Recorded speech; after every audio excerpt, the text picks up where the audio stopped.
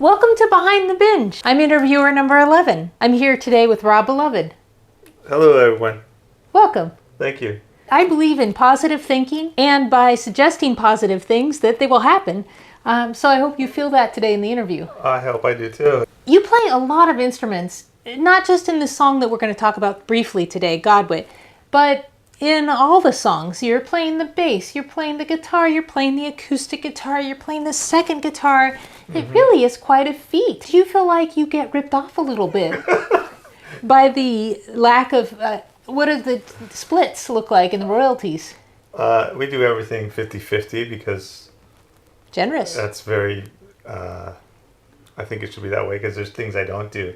Like the lyrics in Godwit was all Eleni. It wasn't me. I didn't write those lyrics. But yet I feel somehow that you're a little bit ripped off. But if you think positively about it, I'm sure the money will come your way from those few streamers that you have. Isn't it true that the book that inspired the lyrics was something that you brought into the band? Yes. During COVID, I started to get into looking at birds. I came across this book. I kind of have a fear of birds. They tend to like to land in my hair. It kind of looks like a nest a little bit.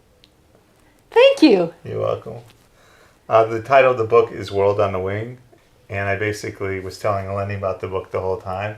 And it inspired the lyrics. So she wrote the lyrics after her. Did Eleni actually read the book? No, she didn't read the book. Really? Yeah. Wow. And so how did she manage to write lyrics without reading the book?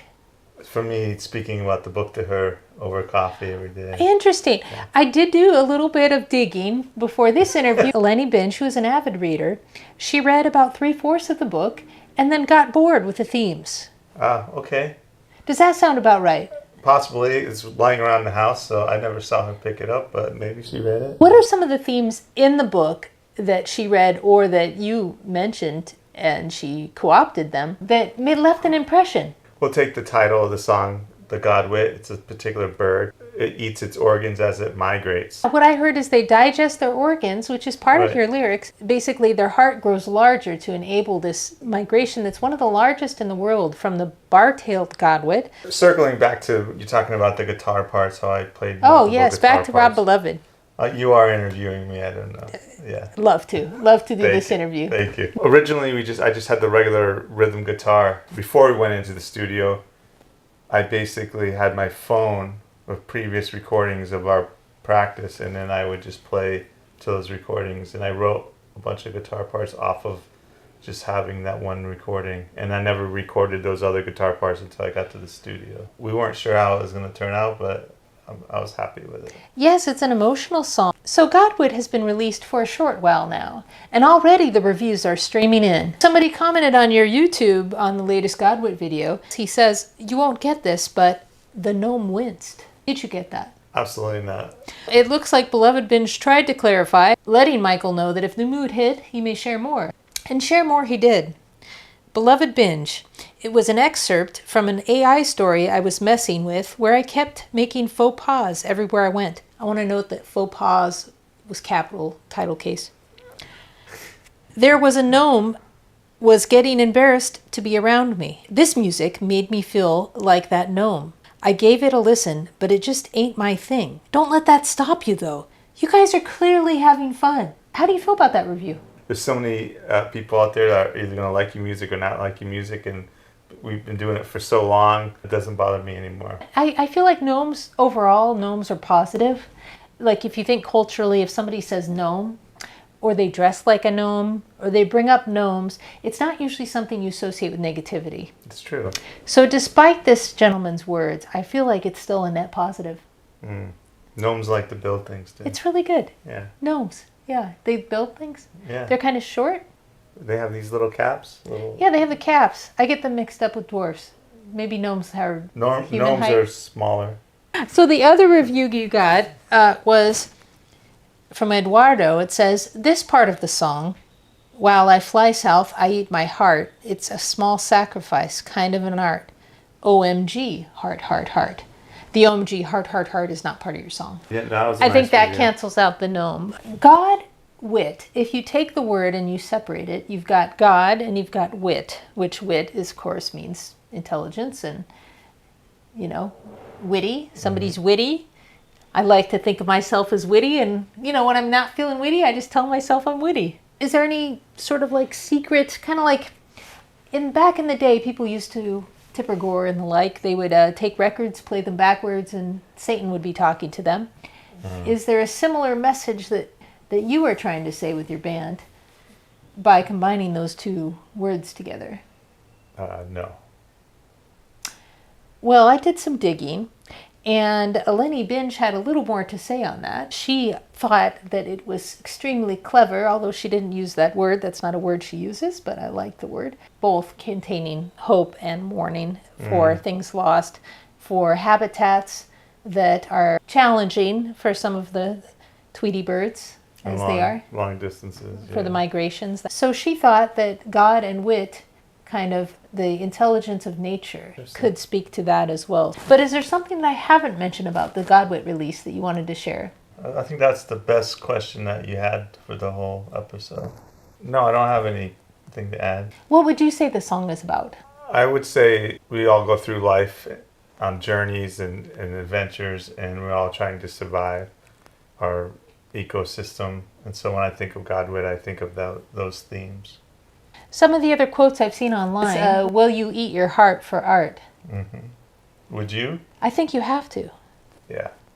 Yeah, but I just grow one back because I'm like a Godwit, very positive thinkers, That's those right. little birds. Is the song also how we navigate as humans through an often uninhabitable world? Not just uninhabitable world like physically, but just how do you survive emotionally in a hostile or indifferent world, some might say. I would say the world is joyful and full of love with some hostilities thrown in.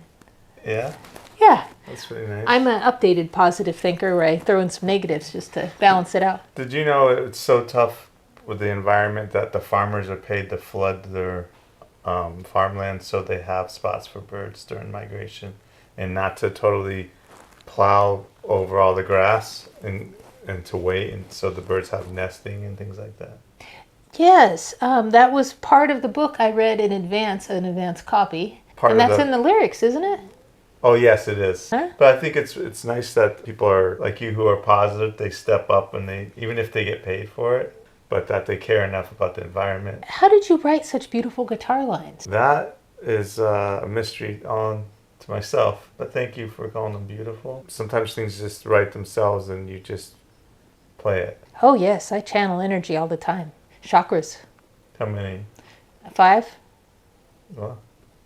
Sometimes there's more, less, just depending. And what about the drums? Do you like the drums on Godwit? I don't feel like those are Eleni Binge's best work, but I really like the video that Eleni Binge put together. I do too.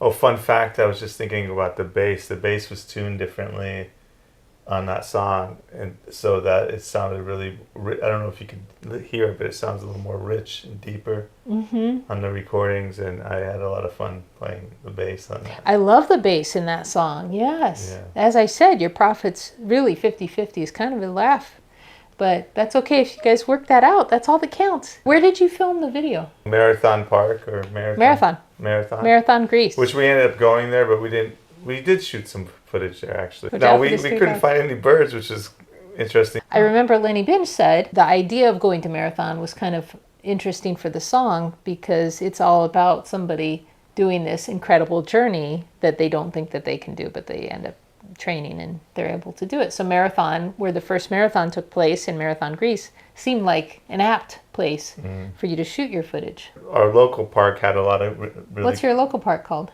Deonto Arion is the park, and it's a pretty big size park, and it's not too far from our house, and so we were able to see a lot of birds there. It's for anybody who's sort of interested in this idea of what you sacrifice in your own journeys in order to survive.